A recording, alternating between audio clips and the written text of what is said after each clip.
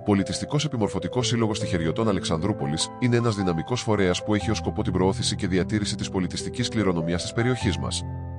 Μέσα από ποικιλόμορφες δράσεις, όπως εκδηλώσεις, σεμινάρια και παραδοσιακές γιορτές, μουσικοχορευτικές εκδηλώσεις, μαθήματα παραδοσιακών χορών, αλλά και δράσεις που σχετίζονται με την τέχνη, τη μουσική, το χορό, την παράδοση, την ιστορία και άλλα στοιχεία του πολιτισμού, επιδιώκει να ενισχύσει την κοινωνική συνοχή και τη συμμετοχή των κατοίκων στις πολιτιστικές δραστηριότητες. Ο Σύλλογος λειτουργεί επίσης ως χώρος συνάντησης για τα μέλη της κοινότητας, προσφέροντας μια πλατφόρμα για την ανταλλαγή ιδεών και εμπειριών, ενθαρρύνοντας παράλληλα τη νέα γενιά να συμμετάσχει ενεργά στη διατήρηση της παράδοσης και των ηθών που μας χαρακτηρίζουν.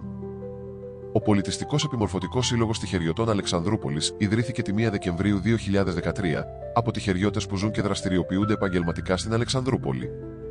Απότερος σκοπός για τη δημιουργία του Συλλόγου ήταν η ανάδειξη του τυχερού και της πολιτιστικής του κληρονομιάς.